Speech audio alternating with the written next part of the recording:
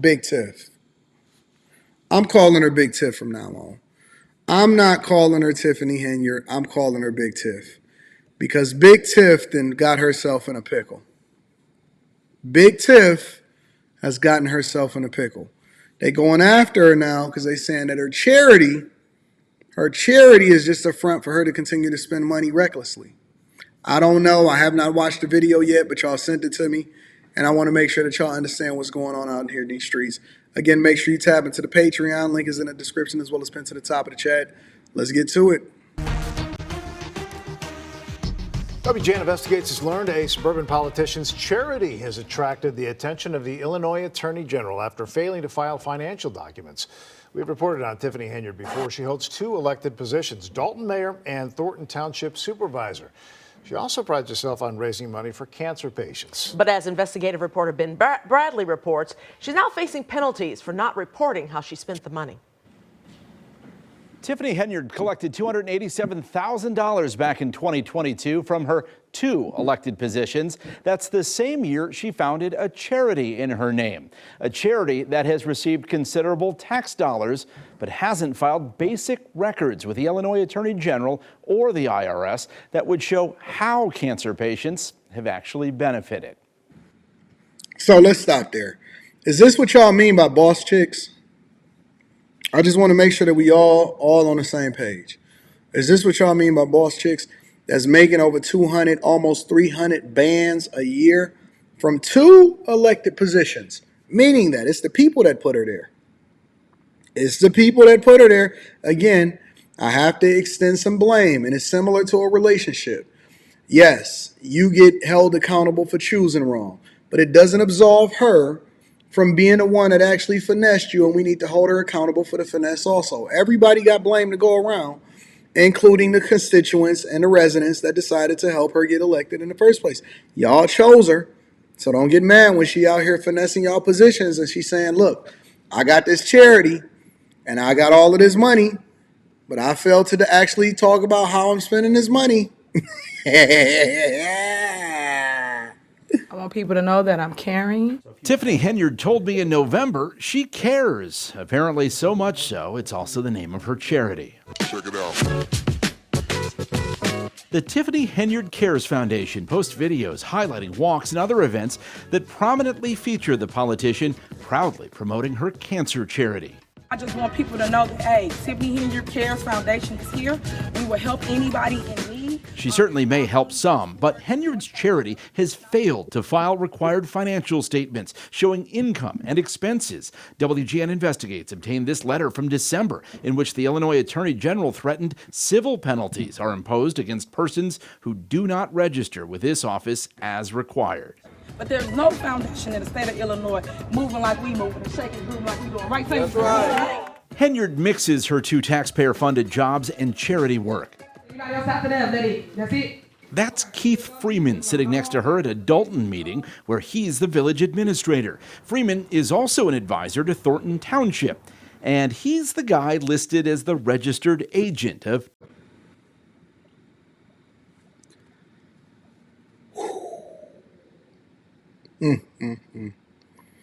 Remember when I was telling y'all, and I've been hitting home on this point every single year, and I say, hey, because y'all ask me the same question, and we get somebody new, and I understand because, you know, you're new to the show and you're new to what we do over here at the Bag Chasers.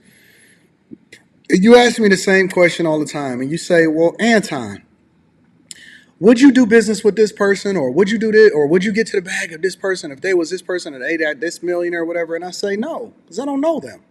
And it's no knock against them, but I don't know them. I need to understand who you are and how you move. And I use the analogy a lot of time, and I say, listen, if we go into business together, right? And let's say we start a restaurant together, and the restaurant is doing okay and it's profitable. And then you come to me and you say, Anton, we partners, we 50-50. And I want to increase profits in a restaurant. And I say, okay, cool. What you got in mind, buddy?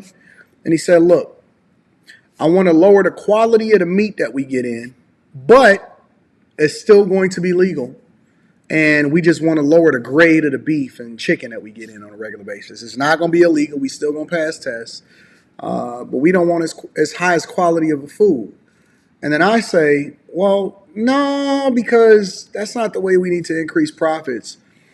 Because we don't actually want to degrade the quality of the food in order to become more profitable. We need to be just as ethical as we are profitable. And so if we're going to increase profits, so we got to figure out another way. Otherwise, I'm satisfied with the way that things go. But he says, you know what? But the contract that you signed says that I got slightly more voting power and can determine what happens with the business. What do I do? What do you do? What do you do when an unstoppable force meets an immovable object? What do you do? What do you do when you fundamentally disagree with the person that you're doing business with? What if you guys are going into real estate together or you're rehabbing a house and he says, listen, all we got to do is reface the cabinets and paint them and do this and we can pass inspection. And then I say, but, you know, we've been doing this long enough to know that that thing over there is only going to last maybe like another 2 or 3 years. And it might pass inspection, but we know that it's not going to be good for the homeowner and it's going to cost them a whole lot of money a couple years down the line because we know that that furnace got to be changed out. And if it don't change out, then it's a possibility that it could hurt somebody or it could kill somebody because, you know, we know that it's a fundamental issue with it. And he going to say, yeah, but it passes inspection now. And the inspector ain't going to say nothing about it. So why would I say anything about it? Do you still do business with that person? Do you still do business with that person? Now, unfortunately for us, we don't know if Keith Freeman here is actually on the up and up. You know what we do know? Just by tying himself to somebody that he did not apparently know or that it seems as though he didn't know, now he's being thrown under the bus and his reputation is going to be ruined simply because he's the person that's listed as the registered agent for this organization that we can't justify how they spending their money. Now, it's funny because none of this stuff would have ever came up if she wasn't all in the videos like Diddy, dancing and prancing, right? If she would have never put on that Nino Brown hookup, if she wasn't trying to self-promote, if she wasn't putting a billboard of herself if everybody in Thornton Township and Dolton didn't know what her birthday was, she would have never, ever, ever, ever hit our radar. There's literally thousands and thousands of small towns and cities that have supervisors and mayors and superintendents and treasurers, and they operate under the radar every single day. Now, I'm not saying that these people should be operating under the radar, because if you're doing something wrong and we find out, we need to bring you to the front of the congregation. But if she had never, ever become visible, it's a strong possibility. And see, for example, J-Dub is saying, watch her get off. Well, it's not even let's say, for example, she never get arrested. Let's say, for example, she does get off. What if she loses her position? What if she loses her bag? She had 2 jobs making almost $300,000 a year. But if she had never started to finesse, or she hadn't started to get greedy, or she was hungry for fame and power, we wouldn't even be having this conversation about her right now. But now they digging. They digging. And they're going to dig up every single thing that they could possibly think of to try to throw you under the jail because they don't like you now. And when they got a vendetta against you, they're going to uncover every rock. And you better have your I's dotted and your T's crossed, because they are not playing no games. They going to find out what you're doing with your charity.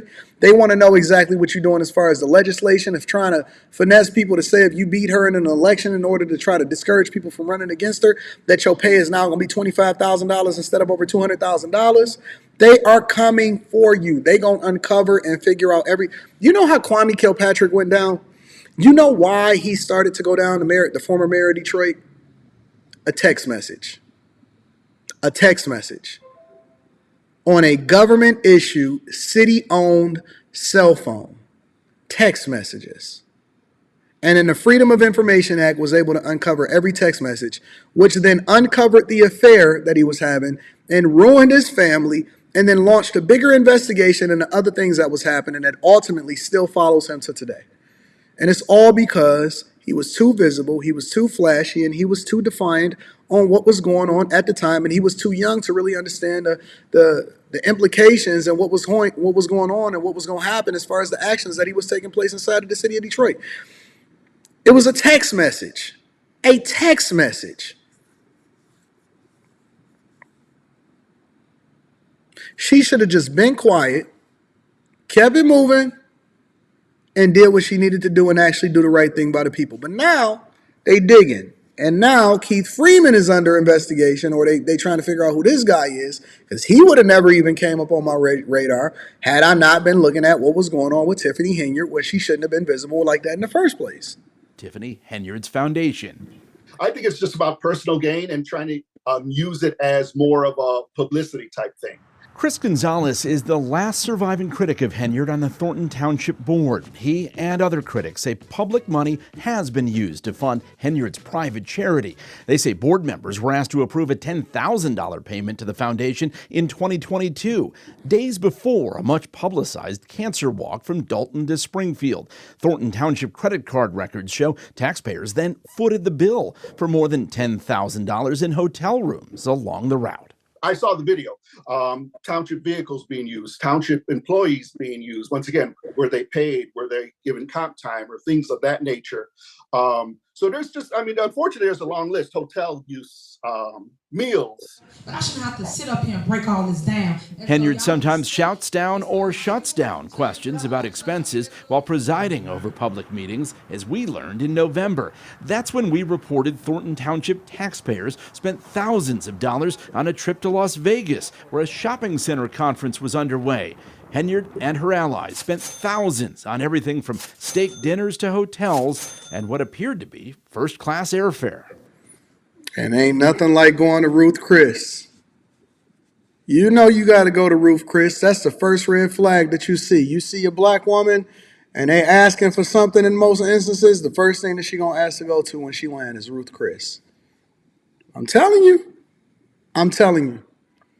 I went down to Biloxi, Mississippi, right? And they got this casino industry that's largely unheralded, but it's very, very dope down there. And I love staying at the Beau Rivage, which looks like a mini version of the Bellagio over in Vegas. And it's a great, great, great hotel. It's probably my favorite place to go and stay and have fun at. And if you go over to the Hard Rock Hotel, which is directly next door, you can walk right over there. They had a car show, an old school car show. And so I was down there and we had a ball. I can't wait to come and kick it with y'all over in Mississippi. I'm going to Jackson. I'm going to Biloxi. I'm going to all of the cities that's surrounding it. We gonna have a ball. And then I'm going to shoot over to New Orleans, because New Orleans is literally less than an hour away from Biloxi.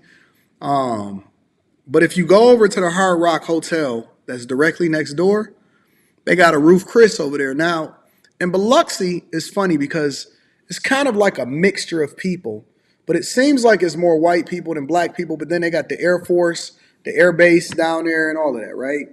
But guess where all of the chicks, if you want to go and find you a little hood rat, guess where they was going? You guessed it, Ruth Chris. Let me give you all a round of applause for your guessing skills. Yes. It's 2 restaurants that they had over in Biloxi, Mississippi. We actually got one downtown in downtown Detroit. It was, what's the one? Well, I know it's Ruth Chris that all of the ladies, all of my ghetto hood rats was at. And I'm not saying that everybody to go to Ruth Chris is a hood rat, but I'm just saying that's where I seen them all. And it was the other one. What's the other one? Gosh, the Kardashians went to it. It's called, hold on.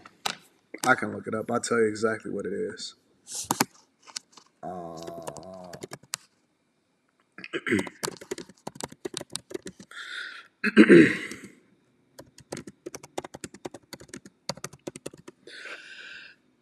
The Sugar Factory. It's the Sugar Factory. That's the other one. They was all up in the Sugar Factory, and they was up in Ruth Chris. The Sugar Factory and Ruth Chris is the ones that they was in. And they both was inside of the Hard Rock Cafe. Yep, it was a Sugar Factory. So, y'all want me to pull up for Black Beach? Oh, my God. Let me tell you something, Black Beach. Real Jay Gouda. I don't know, man. When I see too many of these people that's not doing the thing that's in their own best interest in one space, I tend to try to avoid it. You saying I should get out of my comfort zone this year? Y'all gonna show me what's going on with Black Beach. Now, I can't tell you what I'm gonna capture on camera. But that Ruth Chris, boy, that get y'all in trouble every time. I do not handle anything as relates to with credit cards. As you heard me speak today in my board meeting about, I do not handle that. Some of those charges are for you, though. No, sir. You didn't go to Las Vegas?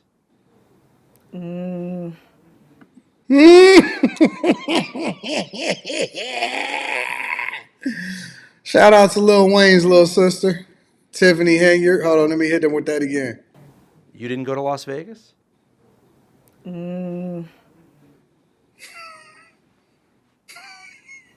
What is that? No comment. You don't know if you were in Las Vegas? Of course I do. Were you? It's not paid by them. Of course I do. You didn't go to Las Vegas? You didn't go to Las Vegas? No, sir. You didn't go to Las Vegas? You didn't go to Las Vegas?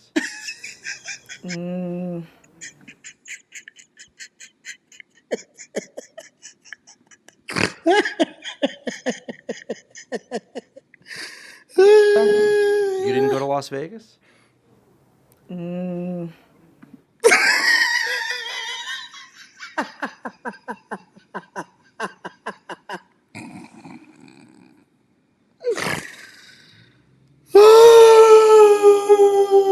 I gotta make that that's gonna be one of my sound bites. I don't know when I'm gonna use it.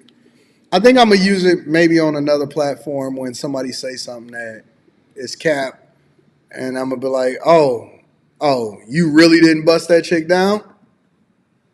And then I'm gonna say, You didn't go to Las Vegas?